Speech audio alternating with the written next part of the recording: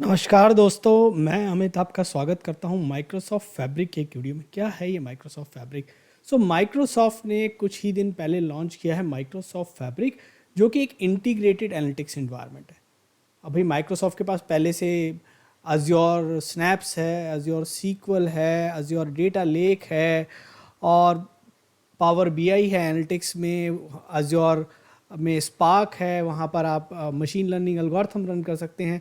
तो इतने सारे टूल हैं, तो ये एक नए टूल की ज़रूरत क्यों पड़ी और ये कैसे अलग है उनसे? कैसे अलग है कि जब यहाँ पर कुछ हम बोलते हैं एक लेक हाउस है तो वो कैसे डेटा लेक से अलग है, या यहाँ पर वेयर हाउस है तो वो अज्योर सीक्वल से कैसे अलग है? तो ये इन्वायरमेंट कैसे अलग है, ये क्या इन्वायरमेंट है, ये हम समझना चाहते हैं। तो चलिए देखते हैं क्या है ये। सो सबसे पहले हम देखना चाहते हैं कि ये जो माइक्रोसॉफ्ट फैब्रिक है ये क्या है। सो और फिर हम ये समझना चाहते हैं कि पहले तो हम समझना चाहते हैं कि माइक्रोसॉफ्ट फैब्रिक क्या है, फिर ये हम समझना चाहते हैं कि मुझे क्यों यूज़ करना चाहिए। मेरे पास इतने सारे टूल हैं, इतने सारे और भी क्लाउड है, वहाँ पर इतने सारे टूल्स हैं, सिमिलर काइंड के टूल हैं, सिमिलर तरीके के टूल हैं, तो मुझे क्यों यूज़ करना चाहिए, किसको यूज़ करना चाहिए, फिर कब यूज़ करना चाहिए और कैसे स्टार्ट करें। तो ये सारे आंसर है जो हम देना चाहते हैं। तो चलिए आगे बढ़ते हैं। तो सबसे पहले समझिए माइक्रोसॉफ्ट फैब्रिक जो है ये एक SaaS enabled mean software as a service enabled open lake architecture पे बना हुआ है। इसमें ऐसा नहीं है कि माइक्रोसॉफ्ट ने ये सारे टूल एक साथ ला के यहाँ डाल दिया, ऐसा नहीं किया है। माइक्रोसॉफ्ट ने जो अंडरलाइंग इनका स्टोरेज होता था सबका, वो अंडरलाइंग स्टोरेज सबसे पहले एक कर दिया है। और अब ये जो सारे टूल हैं, जो स्नैप्स डेटा वेयरहाउसिंग, जो कि अब वेयरहाउसिंग सिर्फ वेयरहाउसिंग बोल रहे हैं, डेटा फैक्ट्री जो कि हमारे डेटा फ्लो और डेटा पाइपलाइन है, पावर बीआई है, और हमारे जो डेटा साइंस के स्पार्क के एल्गोरिथम्स हैं।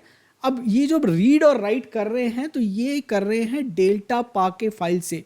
और यहाँ पर दो मेन एंट्री पॉइंट आपको मिलेंगे, जब आप आगे बढ़ेंगे हम देखेंगे दो एंट्री पॉइंट है, एक लेक हाउस और एक वेयर हाउस। लेक हाउस और वेयर हाउस जो पहले हमारे पास होती थी, डेटा लेक होती थी हमारे पास, और हमारे पास वेयर हाउस सीक्वल वाला डेटाबेस तरीके का होता क्या था, उनका सबका अपना अपना स्टोरेज होता था। लेक हाउस अगर डेटा लेक की बात करें तो वो जो है अपना पार्केट फॉर्मेट में करती थी, डेल्टा पार्केट फॉर्मेट में भी करती थी। तो डेल्टा पार्केट फॉर्मेट ही यहाँ पर अब फॉर्मेट है, इसी में सेव होगा। इंडस्ट्री स्टैंडर्ड एक ही फॉर्मेट में सेव होने वाला है। तो one lake means one copy, एक ही कॉपी है डेटा की। वही कॉपी जो है मैं सीक्वल से रीड कर सकता हूँ, वही कॉपी मैं डेटा लेक से रीड कर सकता हूँ, मीन्स वही कॉपी लेक हाउस से रीड कर सकता हूँ, वही कॉपी वेयर हाउस से रीड कर सकता हूँ, वही कॉपी पावर बीआई से रीड कर सकता हूँ। मतलब मुझे अलग अलग बनाने की जरूरत नहीं। पहले क्या होता, पहले एक डेटा लेक बनाते थे, अजोर पे जाते थे, डेटा लेक कॉन्फ़िगर करते थे, वहाँ डेटा डालते थे।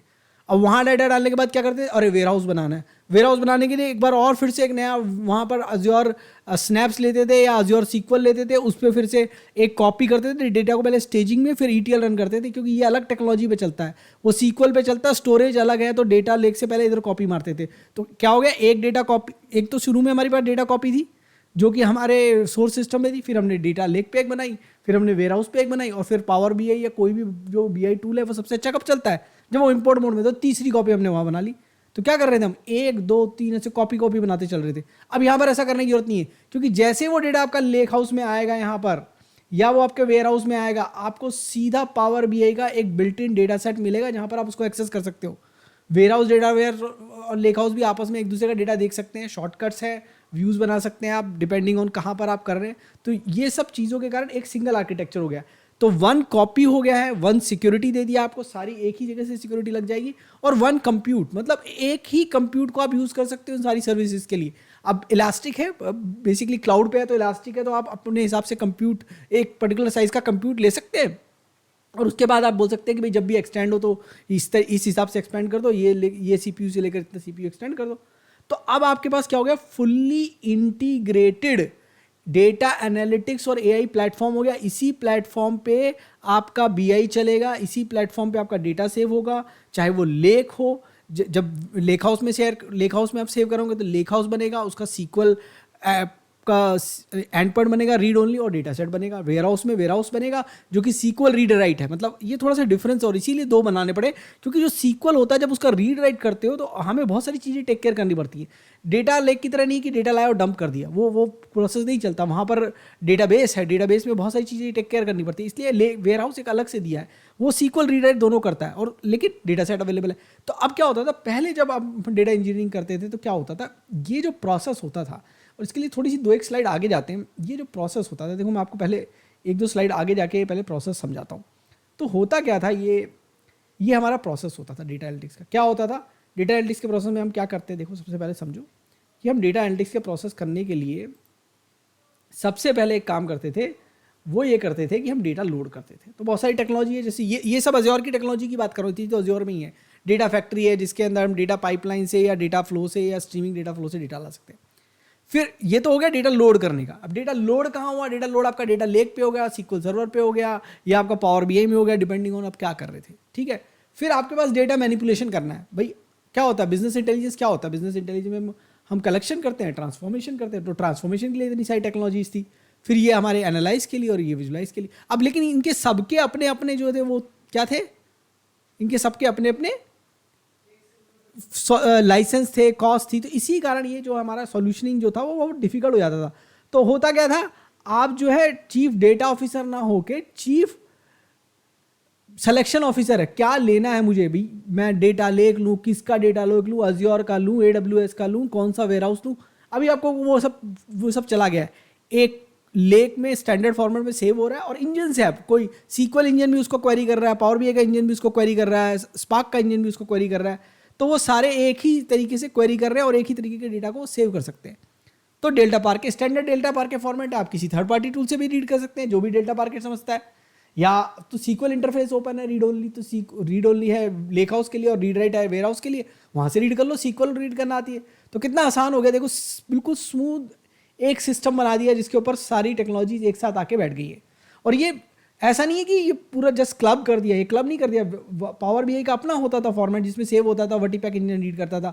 सीक्वल सर्वर का अपना एक फॉर्मेट होता था, और डेटा लेक के अपने फॉर्मेट होते हैं, और रीड करने के अलग अलग इंजन होते थे। लेकिन ये सब आपके लिए स्मूथ कर दिया, एक जैसा कर दिया है। और इतना स्मूथ कर दिया है, जब आप देखेंगे, एक्सपीरियंस करेंगे, आप कहेंगे। अब जब आपको यहाँ पर एक लेक हाउस बनाना रहेगा, डेल्टा लेक बनाने का इतना लंबा प्रोसेस है, इंग्लिश वाला वीडियो देखिएगा। यहाँ पर लेक हाउस बने, जब नाम दिया बन गया, क्योंकि आपने क्या किया, पहले एक कंप्यूट और आपने वो ले लिया, बोलते हैं कैपेसिटी ले ली, उसमें कंप्यूट आ गया, आपका स्टोरेज आ गया। अब उस स्टोरेज पे चाहे आप लेक हाउस बनाओ, चाहे वेयर हाउस बनाओ, चाहे सीक्वल की तरह चलाओ, चाहे पावर बीआई बनाओ, सब बात एक ही। तो इसलिए ये कंसोलिडेशन जो है बहुत बड़ा है, और ये बहुत एक बड़ा स्टेप है पावर बीआई की तरफ से, ये बड़ा स्टेप है माइक्रोसॉफ्ट की तरफ से, जो उन्होंने ये कंसोलिडेटेड इन्वायरमेंट बनाया है और फिर इंडस्ट्री स्टैंडर्ड स्टोरेज फॉर्मेट में बनाया है। अब सब वन कर दिया है, वन लेक हो गई है, वन सिक्योरिटी हो गया, वन कंप्यूट हो गया है, और आपका वन प्लेस पे डेटा हो गया, यूनिफाइड डेटा हो गया। तो इसीलिए बोले one copy, one lake, unified integrated environment, one security, one compute. Common compute है बेसिकली, आप कॉमन कंप्यूट ले सकते हैं। अब जब बात चलिए वन लेक की, तो वन लेक क्या है, देखिए माइक्रोसॉफ्ट फाउंडेशन में जो वन लेक है वो इंटीग्रल पार्ट है इसका। सेंट्रलाइज लोकेशन जहां पर कि सारा ऑर्गेनाइजेशनल डेटा स्टोर होगा। अब ये जो ऑर्गेनाइजेशनल डेटा आप स्टोर कर रहे हो, आप वन ड्राइव को वन लेक की तरह समझ सकते हो। आज वन लेक में कुछ भी वन लेक को वन ड्राइव की तरह समझ सकते हो आप। अब उसमें क्या होता है, वन ड्राइव में आप जाके माइक्रोसॉफ्ट में जो भी है डाल देते हो ना, वर्ड की फाइल भी सेव कर दी, एक्सेल भी सेव कर दी, पावर पॉइंट भी सेव कर दी।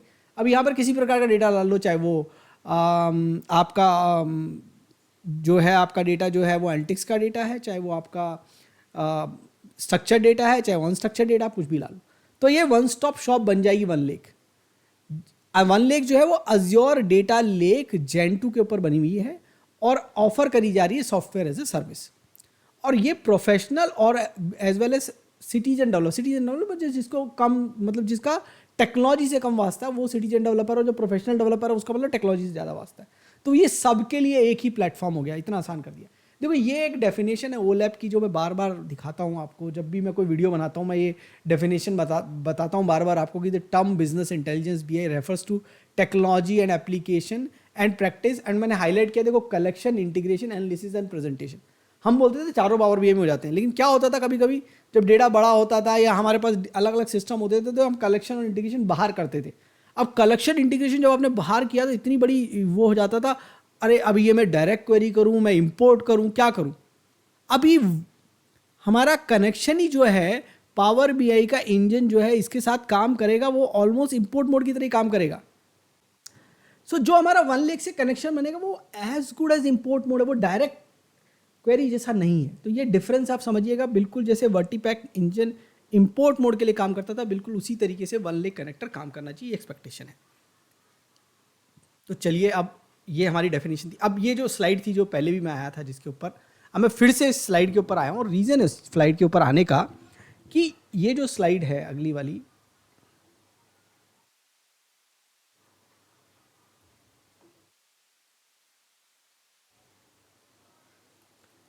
अब ये स्लाइड पे देखो, इतनी सारी टेक्नोलॉजी तो खुद माइक्रोसॉफ्ट के पास है। समझ रहे हो, इतनी सारी टेक्नोलॉजी तो खुद माइक्रोसॉफ्ट के अज्योर के ऊपर थी।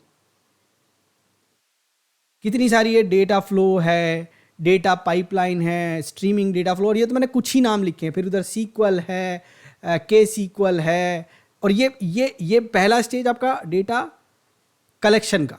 फिर दूसरा स्टेज आपका डेटा ट्रांसफॉर्मेशन का, उसमें आपका डेटा फैक्ट्री भी आ गया, उसका डेटा फ्लो भी आ गया आपका, उसमें स्पार्क भी आ गया आपका, अज्योर के जो दोनों है स्नैप्स में वो भी आ गए, सब आ गए। फिर क्या है, जब हम बात करते हैं एनालिसिस की, तो एनालिसिस तो मैं सीक्वल रन करके भी कर सकता हूँ, मैं मशीन लर्निंग करा के पाइथन पे उसके ऊपर भी अपना एनालिसिस कर सकता हूँ, मैं अज्योर स्नैप्स पे भी अपना सीक्वल रन करके अपनी वो एनालिसिस कर सकता हूँ, या मैं के सीक्वल से अपना एनालिसिस कर सकता हूँ। तो ये सब मैं कर सकता हूँ। प्रेजेंटेशन क्या होती थी, डैशबोर्ड हो गया, रिपोर्ट हो गया, पेजिनेटेड रिपोर्ट हो गया, वहाँ पर मैं अपनी प्रेजेंटेशन कर सकता था। लेकिन चक्कर क्या था यहाँ, सबके लाइसेंस अलग, सबके लाइसेंस अलग, सीपीयू अलग, स्टोरेज अलग, मेरी कॉस्ट। पावर बीआई का मुझे अलग प्रीमियम चाहिए, मुझे अज्योर स्नैप अलग चाहिए, तो ये सब चीज़ें हो रही थी। तो मेरी कॉस्ट क्या हो रही थी, कॉस्ट मेरी बढ़ती चली जाती थी, और मेरे कॉपीज़ भी बढ़ते चले जा रहे हैं। अब मैं इतनी सारी कॉपीज़ बना रहा हूँ, अब सोचिए ये सब कॉपीज़ रिड्यूस हो जाए, तो चलो कॉस्ट की बात है भैया एक भी जगह रख दूँ, मेरा डेवलपमेंट टाइम कितना कम हो जाएगा। मैं आज क्या कर रहा हूँ, पहले मैं तो सोचिए टिपिकल डेवलपमेंट क्या होता है। सबसे पहले हम जाते हैं, बोलते हैं अरे भाई हम डेटा लेके आएंगे, कलेक्ट करेंगे, डेटा लेक में करेंगे, डेटा लेक में कलेक्ट करने के बाद हम उसको स्टेजिंग में ले जाएंगे, किसके, सीक्वल के स्टेजिंग से हम उसको ट्रांसफॉर्म करके फैक्ट और डायमेंशन में कन्वर्ट करेंगे, और फैक्ट डायमेंशन में कन्वर्ट करने के बाद फिर हम बीआई में इंपोर्ट करेंगे। इतना सारा प्रोसेस, और उसमें से क्या होता था, ये जो प्रोसेस है यहाँ वाला, ये ब्लैक बॉक्स हो जाता था। अब ये ब्लैक बॉक्स होने के कारण क्या होता था, जो बिजनेस यूजर्स है उसको कोई विजिबिलिटी नहीं आप क्या कर रहे हो, क्योंकि या तो उसको डेटा लेक पे क्वेरी करना आना चाहिए, या उसको सीक्वल आनी चाहिए, तभी वो देख के आपका डेटा वैलिडेट कर सकता है। अब क्या हो गया, जब ये नया सिस्टम आया यहाँ पर, अब इस नए सिस्टम में क्या होगा, क्योंकि मुझे default data set power BI का मिल रहा है वाया लेक हाउस और वाया वेयर हाउस, किसी भी टेक्नोलॉजी में, तो जैसे ही मेरा डेटा जो लैंड हो रहा है, चाहे मैं उसको वेयर हाउस में लैंड करूँ, चाहे मैं उसको लेक हाउस में लैंड करूँ, वो चाहे मैं डेटा फ्लो करके करूँ, या डेटा पाइपलाइन से करूँ, या स्ट्रीमिंग डेटा सेट से करूँ, जो जिस पर भी वो कर सकते हैं, हर एक अपना, अभी शुरू में एक कोई लेक हाउस पे करेगा, कोई वेयर हाउस पे करेगा। तकरीबन लेक हाउस पे जो आपका डेटा फ्लो कर रहा है, पाइपलाइन कर रहा है, और आपका वेयर हाउस पे आपका पाइपलाइन कर रहा है, डेटा फ्लो भी कर रहा है, वीडियो देखेंगे उसका। तो जो भी टेक्नोलॉजी से हम लिख रहे हैं, उसके बाद क्या हो गया, वो एक कॉमन फॉर्मेट में आ गया, और कॉमन फॉर्मेट में आ गया, और उसी टाइम आपके पास एक डिफ़ॉल्ट डेटा सेट आ गया, जहाँ पर आप मॉडल बना के बस आपको कनेक्शन देने, ये टेबल इससे कैसे रिलेटेड है, और एनालिसिस चालू कर देना है। तो इसका क्या हो गया, आपका प्रोसेस कितना ईजी हो गया कि आपका क्यूए जैसे ही डेटा लेक में आया, आपने रिलेशनशिप बनाई, उसने डेटा देख लिया, बिजनेस यूजर ने डेटा देख लिया, वहीं वैलिडेट हो गया। फिर नेक्स्ट स्टेप पे मूव किया, ट्रांसफॉर्मेशन किए, फिर से आपने डेटा वैलिडेट करा लिया बिजनेस यूजर से, उससे लॉजिक उससे बोला कि नहीं ये लॉजिक नहीं, अच्छा ठीक है तुम तो पावर बीआई पे बना लो, आप तो पावर बीआई आता है, चलो यहाँ पर फॉर्मूला बना के दिखा दो, नहीं है तो एक्सेल पे कनेक्टिविटी करके एक्सेल पे बना के दिखा दो इसी डेटा से। तो ये सब जो है एंड पॉइंट्स है, ये सब एक हो गए हैं।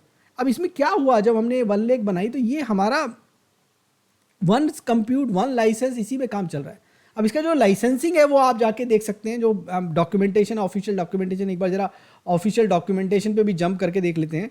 तो इसका जो ऑफिशियल डॉक्यूमेंटेशन अब एक बार नज़र मार लेते हैं। तो इसका जो ऑफिशियल डॉक्यूमेंटेशन है वो आपको learn.microsoft.com ENUS फैब्रिक में मिल जाएगा, इसका लिंक मैं आपको दे दूंगा। यहाँ पर आप जाके ये डेफिनेशन देखो, ये सब पढ़ सकते हो, व्हाट इज़ फैब्रिक, ठीक है।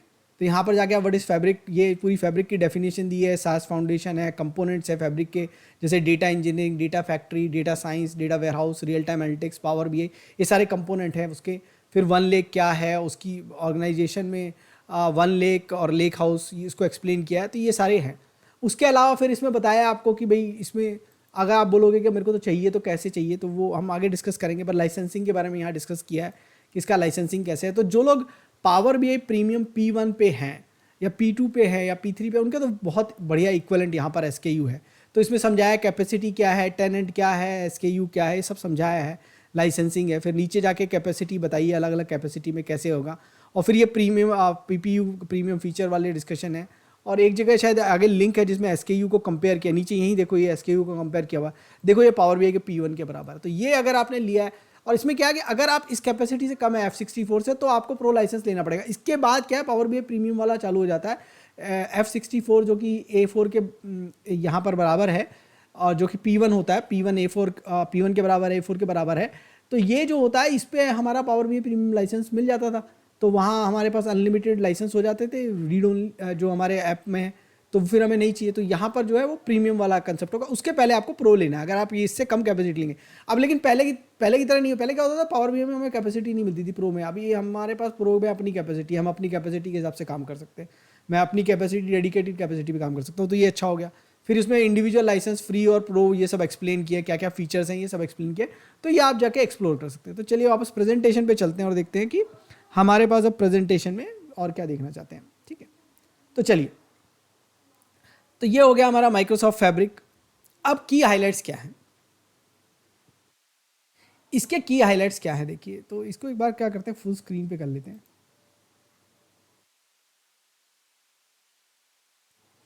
तो सबसे पहले लेक हाउस के क्या की पॉइंट्स है देखिए। माइक्रोसॉफ्ट फैब्रिक जो है, lake house is a cutting edge data architecture platform design for efficiently store, manage, analyse both structured and unstructured data with in unified storage system.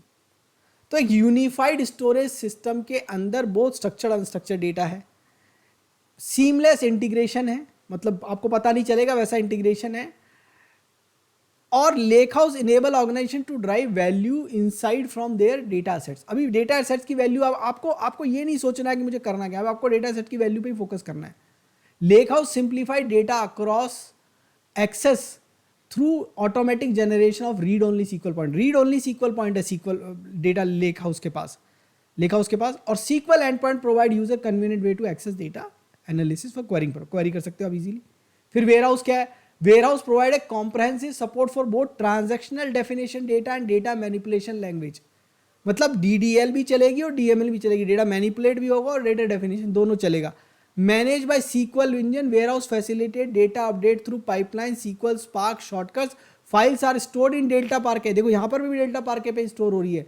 Format and presented in form of table की तरह present की जा रही है। User can utilize SQL data to update the transformation. अब transformation करना तो sequel use कर सकते हो। अभी ये यहाँ पर आपको नहीं सोचना कि मैं डेटा फ्लो यूज करूँ, वहाँ पर अब क्या है कि अगर लेक हाउस है तो डेटा फ्लो यूज करना पड़ेगा, क्योंकि ट्रांसफॉर्मेशन डेटा फ्लो करेगा, या मैं स्पार्क यूज करूंगा। यहाँ पर मैं अपना जो है सीक्वल ही यूज कर सकता हूँ। काफ़ी सारे लोग सीक्वल पे कंफर्टेबल होते हैं। अब देखो एक ऑर्गेनाइजेशन चॉइस भी है कि भाई अगर आप स्पार्क पे और डेटा फ्लो पे ज़्यादा कंफर्टेबल हो तो आप लेक हाउस पे कर लो सब कुछ, और अगर आप सीक्वल पे ज़्यादा कंफर्टेबल हो तो वेयर हाउस पे कर लो। तो ऐसा नहीं है कि मेरे को जो मुझे ज़बरदस्ती उस पर भी करना उस पर भी करना है। जहाँ है जितनी मिनिमम कॉपी रख के जो आप आर्किटेक्चर बना के कर सकते हो वो करो। और हम लोग डिस्कस भी करेंगे जब आगे जाएंगे कि कैसे यूज़ केस में हमें लेक हाउस से वेयर हाउस पे कब जंप करना, वेयर हाउस से वापस लेक हाउस पे कैसे जंप करना, ये सब देखेंगे। So unlike SQL endpoint which is automatically generated table and data, you have complete control over creating table. आपका कंप्लीट कंट्रोल है कब टेबल जनरेट करनी है, सब आपका कंप्लीट कंट्रोल है। ये फुल्ली मैनेज्ड वेयर हाउस है आपके लिए। तो ये हो गया आपका फुल्ली मैनेज वेयर हाउस। ठीक है, अब ये थोड़ा सा आप समझ लीजिए कि लेक हाउस है तो read only sequel end point और डेटा सेट आपको अवेलेबल हो गया। सब रिलेशनशिप क्रिएट करनी है, काम कर सकते हैं इसके ऊपर। ये वेयर हाउस हो गया, वेयर हाउस में भी आपका सीक्वल एंड पॉइंट और डेटा सेट पे आप रीड ओनली डेटा सेट पे आप काम कर सकते हैं। यहाँ पर रीड राइट दोनों होता है सीक्वल एंड पॉइंट से, तो पूरा मतलब आपका कंट्रोल है इसके ऊपर। चलिए, अब कंपोनेंट क्या है वो पहले मैं उधर दूसरी स्क्रीन पे दिखाया हूँ। डेटा इंजीनियरिंग करेंगे हम इसमें। डेटा फैक्ट्री जो कि आपका डेटा पाइपलाइन हो गया, डेटा फ्लो हो गया। डेटा साइंस में आपके पास स्पार्क इंजन है, नोटबुक से आप जाके कोड लिख सकते हो, स्पार्क का इंजन रन कर सकते हो। डेटा वेयरहाउस जो कि वेयरहाउस है, रियल टाइम एनालिटिक्स के लिए आपके पास KSQL है, और पावर BI तो है ही आपके पास एनालिसिस के लिए, ठीक है। अब हु शुड यूज, कौन इसको यूज करेगा? ग्रीनफील्ड कस्टमर है। ग्रीनफील्ड कस्टमर के लिए क्या एडवांटेज है भाई? आप ग्रीनफील्ड कस्टमर हो, आपको नया इंप्लीमेंटेशन करना, तो आप सबसे पहले क्या होगा, कम से कम हार्डवेयर में काम चले और एक इंटीग्रेटेड एनवायरनमेंट मिल जाए जिसके ऊपर सारी चीज़ें एक साथ मिल रही है। तो इससे बेटर तो क्या हो सकता है? ना तो मुझे ये सोचना है कि मुझे डेटा लेक लेनी है, कि मुझे डेटा वेयरहाउस लेना है, कि मुझे क्या लेना है, मुझे AI किधर करना है, मुझे लेक का डेटा कहाँ रखना है, स्ट्रक्चर्ड कहाँ रखना, अनस्ट्रक्चर्ड कहाँ रखना, कोई टेंशन नहीं है। सीधा ग्रीनफील्ड कस्टमर के लिए एक एनवायरनमेंट, माइक्रोसॉफ्ट फैब्रिक, सब काम हो जाएगा। अब अगर आप अज्योर स्नैप के हैं तो आप तो पहले से अज्योर के एनवायरनमेंट पे, आपको पता है स्नैप्स कैसे अच्छा काम करता है। ये स्नैप्स का भी नेक्स्ट वर्जन हो गया, स्नैप्स नेक्स्ट लेवल। तो वही एडवांटेज यहाँ पर, चाहे डेटा लेक, अब आपको डेटा लेक वाला प्रोसेस हो या डेटा वेयरहाउस वाला प्रोसेस हो, दोनों प्रोसेस सीमलेसली इंटीग्रेट हो गए हैं यहाँ पर। अज्योर वाले हैं तो अब अज्योर में लेक और सीक्वल यूज़ कर रहे थे, तो अब दो अलग अलग यूज़ कर रहे थे, सारी टेक्नोलॉजी यहाँ एक ही जगह पे है। अब आपको कोई अलग अलग टेक्नोलॉजी पे नहीं जाना, अलग अलग मैनेज नहीं करना, अलग अलग उनके वो नहीं लेने, URL नहीं मैनेज करने, सिक्योरिटी नहीं मैनेज करनी, सब एक जगह हो गई है। पावर BI, अगर आप पावर BI के यूज़र है तो आपको बहुत बढ़िया हो गया। पहले पावर BI में क्या, अरे मेरा डेटा बड़ा हो गया तो मैं वेयरहाउस का बनाऊंगा, मेरा वेयरहाउस तो वहाँ बना हुआ है तो मैं वो वेयरहाउस से इंपोर्ट करूंगा कि मैं डायरेक्ट क्वेरी करूंगा। अभी वो कोई डिसीजन नहीं है, डायरेक्ट क्वेरी इंपोर्ट, यहाँ तो 1 link connection, direct link connection और हो गया काम। ट्रांसफॉर्मेशन करी मैंने डेटा फ्लो पे, डेटा फ्लो में नहीं हुई तो SQL में कर ली। और हमें क्या करना है, हमें सिर्फ ये कोशिश करनी है कि हमें मेजर बनाने का काम बचे। जितने भी कॉलम का काम हो, या तो हमने डेटा फ्लो पे कर लिया है या हमने SQL में कर लिया, डेटा वेयरहाउस में कर लिया, कहीं तो कर लिया, और दोनों की जगह हमारे पास है डेटा, हमने बना लिया पावर BI डेटा सेट बना, काम हो गया। अब दूसरे क्लाउड पे तो ऐसी इंटीग्रेटेड सर्विस है नहीं। अब आपको इंटीग्रेटेड सर्विस चाहिए, या तो आप माइग्रेट करने का प्लान कर रहे थे या आप माइग्रेट करने वाले हैं और आपके पास इंटीग्रेटेड सर्विस नहीं है, तो इससे बेटर क्या होगा, एक सिंगल इंटीग्रेटेड सर्विस आपको एक जगह पे मिल जाएगी जो आप यूज़ कर सकते हो, और उसको यूज़ करके आप अपना जो है कॉस्ट की सेविंग कर सकते हो, और आप अपने एक सिंगल इंटीग्रेटेड एनवायरनमेंट में काम कर सकते हो, जिससे आपका काम जो है ज़्यादा स्पीड पे होगा, जल्दी होगा, और जितना जल्दी होगा उतनी कॉस्ट सेविंग होगी। तो कॉस्ट सेविंग सब जितना जल्दी होता है उससे होता है। तो फिर अब दूसरा हम देखेंगे कि ऑडियंस वाइज क्या क्या बेनिफिट है।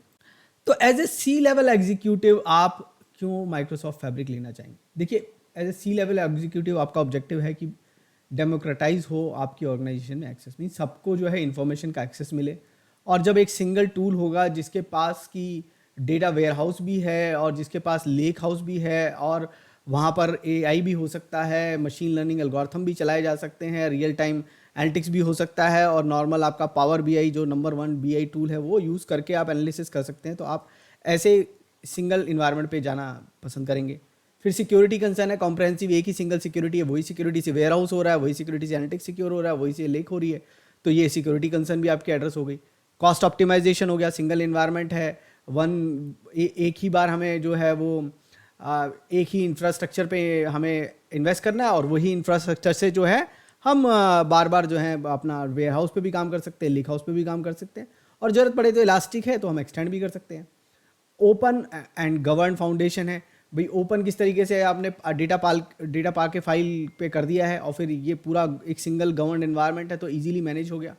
टाइम सेविंग हो गया और इंक्रीज विजिबिलिटी हो गया। अब देखो टाइम सेविंग तो है ही, क्योंकि एक जब हम डेटा की कॉपीज़ नहीं बना रहे हैं, जब हम बार बार कॉपी नहीं बना रहे हैं भाई, जब हमने लेक हाउस को यूज़ कर लिया, वेयर हाउस को यूज़ कर लिया BI में, या लेक हाउस को यूज़ कर लिया BI टूल पे, तो हमारी कॉपीज़ बच गई, अननेसेसरी कॉपी जो बन रही थी वो बच गई, जो नेसेसरी है वो तो बनानी पड़ेगी, तो पूरा प्रोजेक्ट का टाइम रिड्यूस हो जाएगा, विजिबिलिटी बढ़ेगी। अब क्या है कि जब मैं लेक हाउस का डेटा जब मैं पावर BI में देख सकता हूँ तो मैं उसको एनालाइज कर सकता हूँ, मेरा QA उसको चेक कर सकता है, मेरा बिजनेस एनालिस्ट उसको चेक कर सकता है, तो पूरे प्रोसेस में विजिबिलिटी बन गई। जो एक ब्लैक बॉक्स बोल रहे थे हम, जो एक प्रोसेस होता था, जो डेटा जब सोर्स से चलता था और जब तक वो BI टूल पे नहीं आता था, वो पूरा एक ब्लैक बॉक्स बन जाता, वो ब्लैक बॉक्स खत्म हो गया।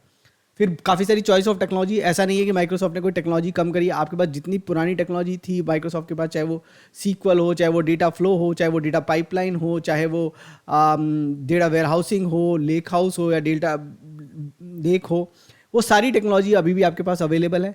सबको एक सिंगल इन्वायरमेंट में इंटीग्रेट कर दिया, तो ये बहुत बड़ा रीज़न है आपके पास कि आप एज ए C-लेवल एग्जीक्यूटिव इस इन्वायरमेंट पे शिफ्ट करें।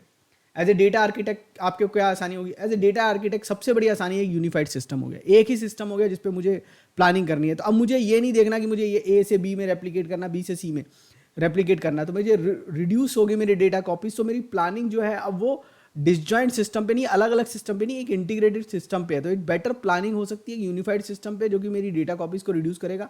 अब डिजाइन पे फोकस करना, अब ये नहीं फोकस करना कि अरे पहले डेटा वेयरहाउस पे कैसे, डेटा लेक पे कैसे जाना है, डेटा वेयरहाउस पे कैसे जाना है। अब उस सिर्फ ऑप्टिमाइज्ड डिजाइन पे कॉपी फोकस करना है और एनालिटिक्स पे फोकस करना है कि हमें चाहिए क्या उसके ऊपर।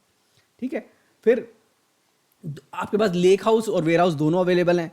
तो आपको जो जो डेटा लगता है कि लेक हाउस में बेटर परफॉर्म करेगा, जो आपको स्पार्क के साथ बेटर परफॉर्म करेगा, या जो आपको डेटा फ्लो के साथ बेटर परफॉर्म करेगा, वो आप उसके साथ करिए। जो आपको लगता है सीक्वल पे बेटर कर सकते हैं, या सीक्वल पे जो ट्रांसफॉर्मेशन बेटर कर सकते हैं, वो आप सीक्वल पे कर लीजिए। सीमलेस इंटीग्रेशन तो आपको वरीड होने की जरूरत नहीं है। कोलैबोरेशन इंप्रूव होगा इससे, क्योंकि अब सिंगलटन आर्किटेक्चर है, एक ही आर्किटेक्चर है जिसके ऊपर सब लोग काम कर रहे हैं। तो आपके लिए जो है कोलैबोरेशन आसान हो गया, नॉलेज शेयरिंग आसान हो गया, और इफेक्टिव और सीमलेस वर्किंग हो गया, और प्रोसेस हो गया प्रोजेक्ट का। ठीक है, अब एज ए बिजनेस एनालिस्ट क्या हो गया? अब एज ए बिजनेस एनालिस्ट देखो, अब डेटा की अवेलेबिलिटी, एक्सेसिबिलिटी आपकी बढ़ गई, क्योंकि अब तो आपको डेटा दिख रहा है ना। पहले तो क्या हो रहा था, डेटा आपको दिख नहीं रहा था, अब आपको डेटा दिख रहा है। तो अब आपको जब डेटा दिख रहा है तो आपकी एक्सेसिबिलिटी जो है बढ़ गई है। तो इसलिए जो है आप जो है उस डेटा को बेटर देख पा रहे हैं।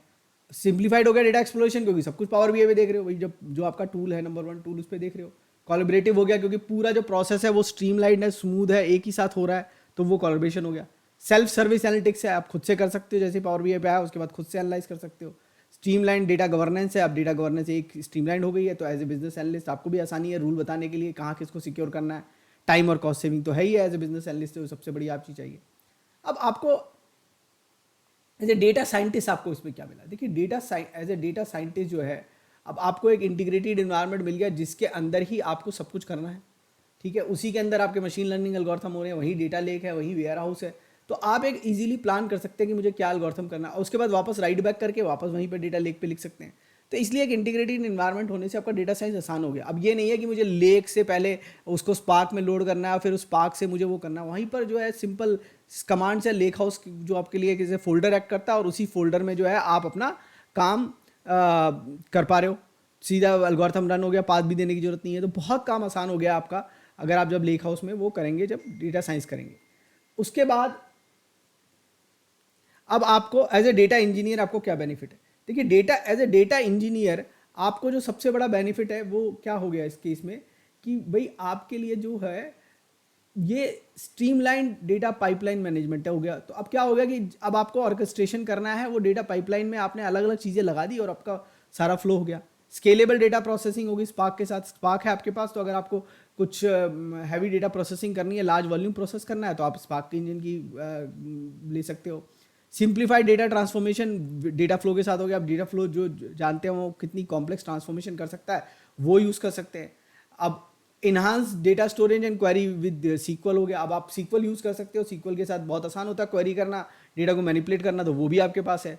सीमलेस इंटीग्रेशन है, इंटीग्रेटेड इकोसिस्टम हो गया आपके पास। आपको तो टेंशन नहीं लेनी है कि मुझे अरे मेरा डेटा लेक में है तो मैं क्या करूँगा, डेटा वेयरहाउस में है तो क्या करूँगा, तो वो एक सीमलेस हो गया। कोलैबोरेशन और डेवऑप्स आसान हो गया। यहाँ पर डेटा पाइपलाइंस हैं, डेवऑप्स का इंटीग्रेशन दे दिया है माइक्रोसॉफ्ट ने। अब आप अपना गिट में से डेटा चेक इन कर सकते हैं, तो ये बहुत ही बड़ा ये काम हो गया। तो आपके लिए एज ए डेटा इंजीनियर बहुत आसान हो गया। अब एज ए पार्टनर आपके पास क्या है? देखिए, as a partner, Microsoft partner, मेरे पास क्या अपॉर्चुनिटी है?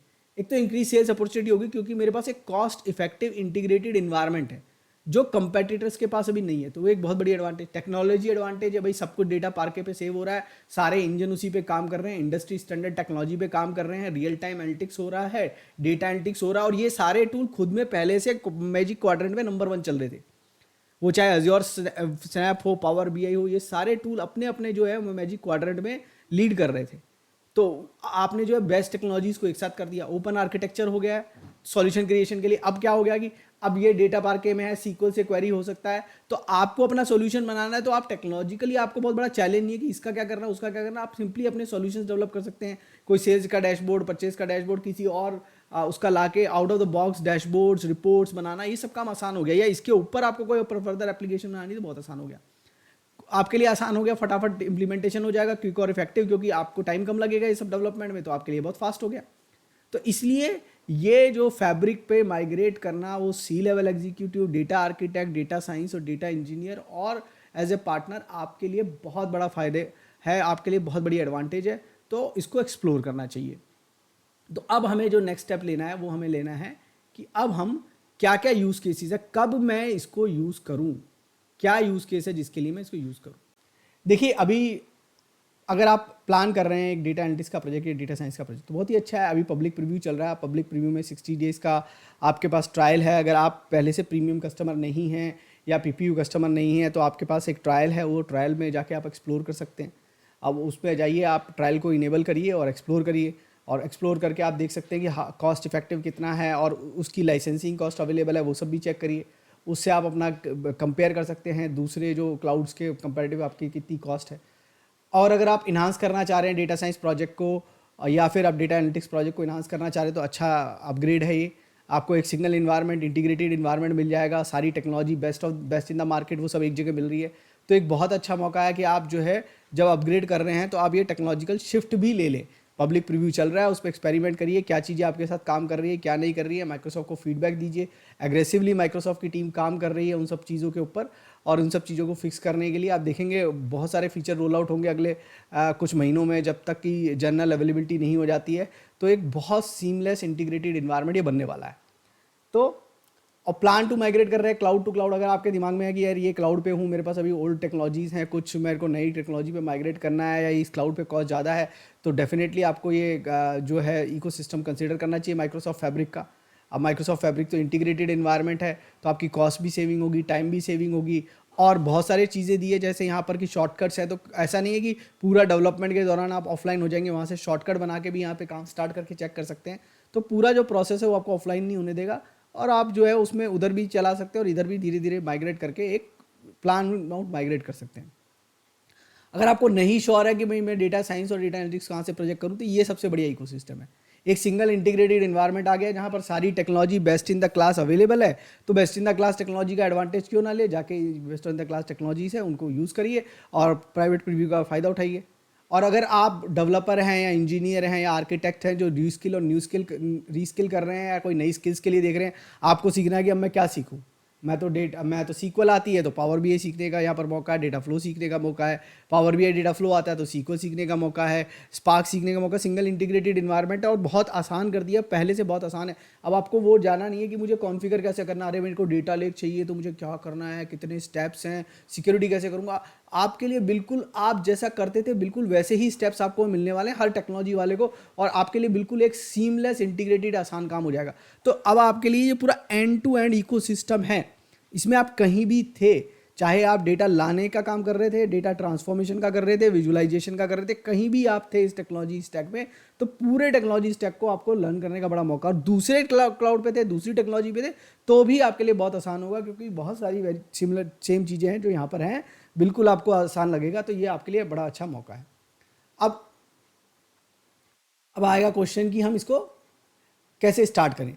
तो सबसे पहले आप फ्री ट्रायल स्टार्ट कर सकते हैं। फ्री ट्रायल स्टार्ट करने के लिए आपको क्या करना है, तो मैं आपको बता देता हूँ कि फ्री ट्रायल स्टार्ट करने के लिए जब आप अपने वहाँ पर जाएंगे पावर बीआई के ऊपर, तो मैं आपको दिखा देता हूँ।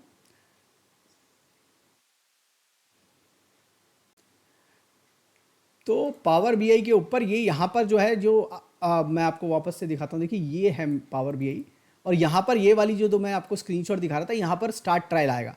अब अगर आपने पहले से अपग्रेड किया हुआ है तो ये स्टार्ट ट्रायल का बटन नहीं आएगा जैसे दूसरे स्क्रीनशॉट में, अदरवाइज स्टार्ट ट्रायल का बटन आएगा। स्टार्ट ट्रायल के बटन को क्लिक कर दीजिएगा। अब स्टार्ट ट्रायल के बटन को आपको क्लिक कर देंगे, और जब से आपने ट्रायल स्टार्ट कर लिया तो उसके बाद भी नहीं आएगा। मैंने पहले से पीपीयू कर रखा था तो मुझे बटन नहीं दिखा था, ठीक है। या फिर आप प्रीमियम कैपेसिटीज़ पे हैं तो भी हो सकता है कि आपको ये ना आए। उसके बाद जो आपको नेक्स्ट चीज़ करनी है वो ये सेटिंग्स पे जाना है। ये सेटिंग्स थोड़ी सी चेंज हो गई है, जो लोग पावर बीआई को जानते हैं वो सेटिंग्स चेंज हो गई है। नीचे जाके ना एडमिन पोर्टल का ऑप्शन यहाँ चला गया है। पहले ये ऑप्शन ऊपर आता था, छोटा सा मेन्यू आता था। तो यहाँ पर एडमिन पोर्टल पे क्लिक करिएगा और यहाँ पर एक नई सेटिंग आ गई है माइक्रोसॉफ्ट फैब्रिक को इनेबल करने की, प्रीव्यू फीचर को। इसको जाके मैंने तो क्या किया, पूरी ऑर्गेनाइजेशन के लिए इनेबल कर दिया। आप चाहते हैं तो एक इंटायर ऑर्गेनाइजेशन के लिए कर सकते हैं या एक सिक्योरिटी ग्रुप के लिए भी कर सकते हैं। उसके बाद अगर आप प्रीमियम कैपेसिटी वाले हैं तो देखिए मेरे यहाँ तो क्योंकि मैं पीपीयू पे हूँ तो मेरे पास कैपेसिटी सेटिंग नहीं है, लेकिन जो माइक्रोसॉफ्ट की डॉक्यूमेंटेशन मैंने आपको दिखाई थी, माइक्रोसॉफ्ट फैब्रिक की जो मैंने आपको डॉक्यूमेंटेशन दिखाई थी, मैं फिर से आपको लेके चलता हूँ माइक्रोसॉफ्ट फैब्रिक की डॉक्यूमेंटेशन पे।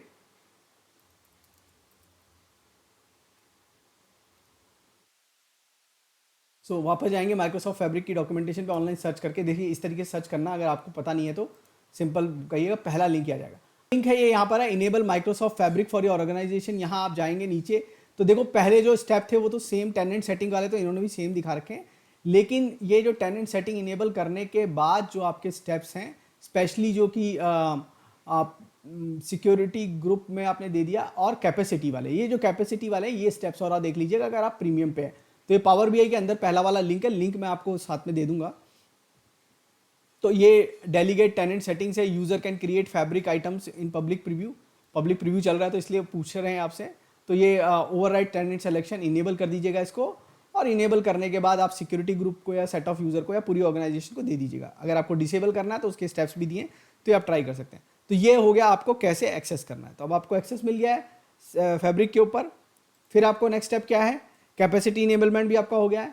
अब कुछ नई टर्म्स हैं, वो नई टर्म्स जो है वो अगेन आपको डॉक्यूमेंटेशन पे मिल जाएंगी। कुछ नई टर्म्स यहाँ पर है फैब्रिक के अंदर, तो उसके लिए फिर से आपको डॉक्यूमेंटेशन पे जाके आपको फैब्रिक की नई टर्म्स जो है वो आपको देखनी पड़ेगी। लिंक मैं आपको दे दूंगा यहाँ पर देख। तो ये जो व्हाट इज फैब्रिक है उस पर जब आप क्लिक करेंगे, उसके अंदर ये फैब्रिक टर्मिनोलॉजी है, ये वाली सारी टर्मिनोलॉजी आपको देखनी है। कैपेसिटी क्या है, एक्सपीरियंस क्या है, आइटम क्या है, टेनेंट क्या है, लेक हाउस थोड़ा सा मैंने बता दिया आपको, नोटबुक, स्पार्क नोटबुक्स है, स्पार्क एप्लीकेशन है, अपाचे स्पार्क जॉब क्या होती है, स्पार्क डेफिनेशन क्या है, वी ऑर्डर क्या है, कनेक्टर क्या है, डेटा पाइपलाइन क्या है, डेटा जेन2 क्या है, data wrangler, experiment, model, run, SQL endpoint क्या है, स्नैप डेटा वेयरहाउस क्या है, केक्वल डेटाबेस क्या है, और ये सारी चीज़ें आपको वहाँ पर दी हुई हैं। ठीक है, तो ये सब आप जाके वहाँ पर एक्सपेरिमेंट कर सकते हैं। ठीक है, तो अब चलिए और क्या चाहिए हमें देखने के लिए। तो नई टर्म सीख लिया। माइक्रोसॉफ्ट रिसोर्स क्या है, तो ये डॉक्यूमेंटेशन है, एमवीपी रिसोर्स है बहुत सारे, मैं उसका लिंक भी आपको दे दूंगा। तो इस तरीके से आप स्टार्ट कर सकते हैं। मेरे इंग्लिश वाले में बहुत सारे वीडियो हैं, हिंदी का वीडियो आपको दिखा दिया कैसे स्टार्ट करना है, और वीडियो बताएंगे। तो बताइए ये वीडियो आपको कैसा लगा। इस वीडियो को देखने के लिए धन्यवाद। धन्यवाद।